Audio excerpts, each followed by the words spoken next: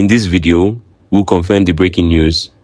Goodluck Jonathan is under serious pressure to run for president in 2027. One thing is very clear: former President Goodluck Jonathan is under peer pressure from allies and friends internationally and domestically. Yes, you heard that right. Former President Goodluck Jonathan is facing massive calls from his allies and close friends, both inside and outside Nigeria, to step back into the race. Now, here's where it gets interesting. Across Africa, there's a growing trend of former presidents making a comeback and winning elections. We've seen this happening in Malawi, we've seen it in Ghana, and now that momentum is boosting Jonathan's name right here in Nigeria.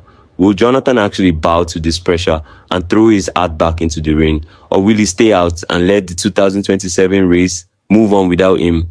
Watch this video to the end. Guys, this one is hot.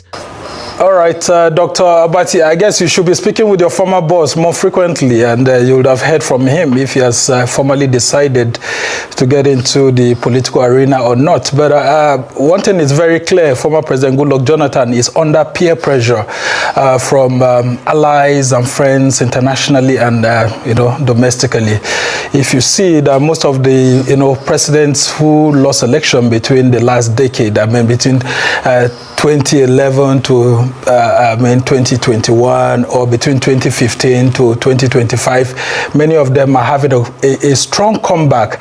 And so let's start internationally, with the latest results that are coming in from the Malawian elections, where you have Peter Mutharika, who took over from his late brother, Binguwa Mutharika. Imagine winner of the Malawian election, having defeated Dr. Lazarus Chakwera, who is the incumbent in Malawi. And of course, as someone who took over from his late brother, you can see some similarity with former President Goodluck Jonathan there. And so that has buoyed a whole lot of people, to call on President Jonathan to just see how he can actually, take a shot. And don't forget, in this same election, something similar to what happened in 2015 happened. The incumbent Lazarus Chakwera picked his phone and called Peter Mutharika to congratulate him before the final results were released. One of the legacies of former President Goodluck Jonathan. And then you roll back to what happened in Ghana, where we have former Vice President Muhammadu Bawumia, former Vice President of Ghana, actually conceding to the incumbent John Mahama before the election results were released. And you see that there's a similarity between John Mahama and former President Goodluck Jonathan. John Mahama took over after the death of John Atta Mills. And so he was vice president and immediately he became president, just like Jonathan took over after the death of Umar Musa Yar'Adua. So you see the similarities. And of course, most people within this perspective are saying that, look, it looks like incumbents are falling, and then of course, former presidents maintain a better economy. And so there's a push to actually have them come back. And so that's the context within which Jonathan is, facing. And then domestically, you look at it, the thing that appeals to a whole lot of Nigerian politicians about Jonathan is that he's from the south and he's only got a term left.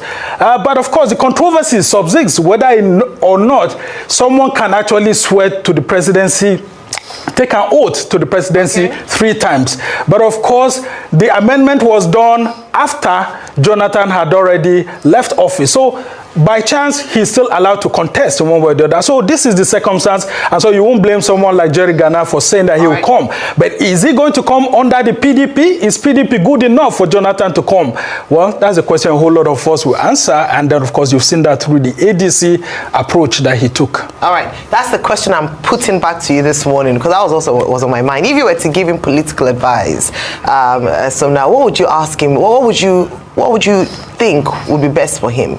To go on the platform of the PDP, they haven't yet gotten their acts together yet with political internal wranglings, or the newly minted ADC, but do they have enough awareness, or are people able to recognize the party, and is it good enough for Jonathan if he does intend to run to go on that platform? Which would you advise? Well, Ayo, PDP is too damaged for a presidential ticket to be given to Jonathan to contest, and he would win. And if you look at what is happening at the moment, you see that the military wing of the Nigerian polity, I mean, they've all moved. They are shifting to the ADC, actually. Those who established the PDP in 1998 are majorly military, I mean, those within the military apparatchik. And you will see that many of them have already seen that the PDP, yeah, I mean, PDP is going to be allowed to contest other elections like governorship and all of that. But in terms of delivering presidential wins, even Jonathan himself knows that the PDP is too damaged at the moment, and it will be a big problem for him to be able to run. Now, I'm thinking that there's an understanding between both parties because, I mean, if you go to the ADC now, the ADC was actually, you know, registered by former President Olusegun Obasanjo, and you had like people like Nwosu. They were just placeholders. Look at the history of the ADC very well. You know that it was a placeholder political party that has always been kept in place by former President Olusegun Obasanjo for his allies. So that vehicle was being prepared for Peter Obi, and now Jonathan is coming. Jonathan and Peter Obi, they are all within the same, you know, team of quote Obasanjo's boys, and so Obasanjo is going to sit down with them and have, you know, a talk as to what should go on and what should not go. And people like General Gusau will be there to actually help support the final decision on what will happen. But I can tell you that with what's going on right now, PDP won't be a vehicle because, I mean, there's a lot of things, there are a lot of things that are happening, and with the Wike factor there, and you will see the fight that's ongoing before the November 16 convention that's happening. A whole lot of things will be too down enough for the PDP to be a vehicle that can either deliver a Jonathan or deliver a Peter Obi. But the good thing about ADC and Jonathan, for example, is that if Jonathan runs under ADC, for example, Peter Obi is likely not to run. And so if it's going to be under the PDP too that Jonathan decides to run, there's a likelihood that Peter Obi may not be able to run, because Peter Obi owes a whole lot of his loyalty to Jonathan. But there's been a consensus among some politicians that Jonathan should step aside and allow people like Obi to actually come in. He looks fresh. I mean, Jonathan can work with him and all of that. And then the fear of Jonathan's legacy going down the drain. So a whole lot of things are at play. But Jonathan would have to make the final decision. If he does decide to contest, then he should know that he's contesting against an incumbent that has the resources and the understanding of power play to be able to scuttle his ambition. But of course, like I said, the ADC and PDP are both military wings of the Nigerian polity. Okay. So there's a tendency that they may, if all these people step aside, Jonathan step aside and it's Obi, or Obi step aside and it's only Jonathan, all the candidates step aside and it's Tinubu and Jonathan alone, or Tinubu and Obi, then of course it may be a game changer actually.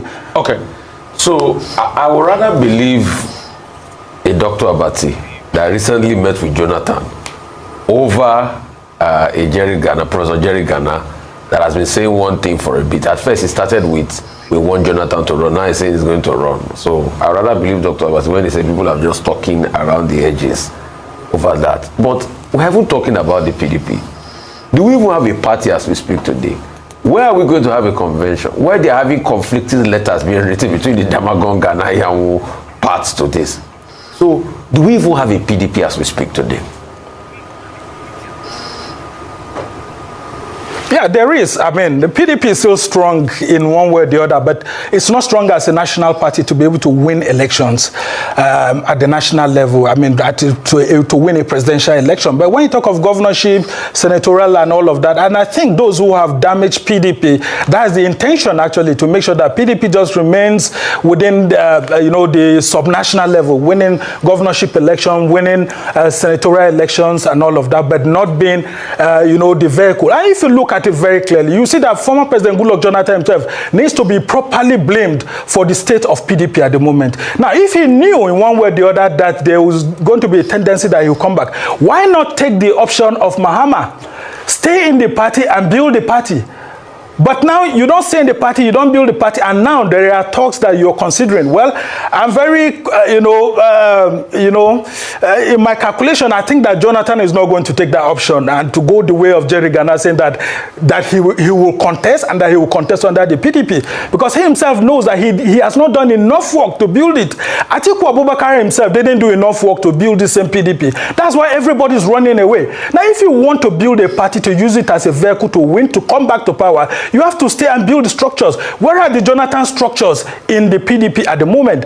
He just left it, just like Atiku would always leave the PDP and go to Dubai. So I would say that Jonathan should be careful of the submission by Jerry Ghana and the certainty by Jerry Ghana that he will come back and then use the PDP ticket. I will say that Jonathan should maybe take a look at joining hands with all the opposition forces, or why not even ensuring that Tinubu himself is supported, because both of them are from South. Because if Atiku Abubakar does clinch the ADC ticket, I can tell you that it will be a different ball game. And you can see that Atiku has prepared the ADC very well for himself.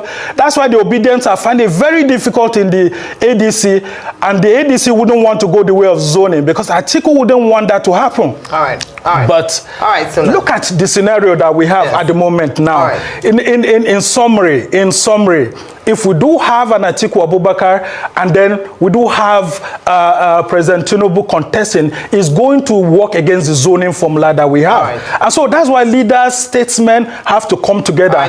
But all of this is on the fact that we're going to have a credible election process. Yes, that's why I said the next important. INEC chairman who will be taken should not be left to the politicians alone. So now we have to go. As journalists, as civil society, yes, let's have an interest. Absolutely. Always good having you on the morning show, and difficult to stop because there's so much to talk about even as we count down to 2027, or we look ahead to 2027. Look forward to seeing. Drop your thoughts in the comment section. Do you think Jonathan should make a comeback? Don't forget to like, share, and subscribe for more political updates.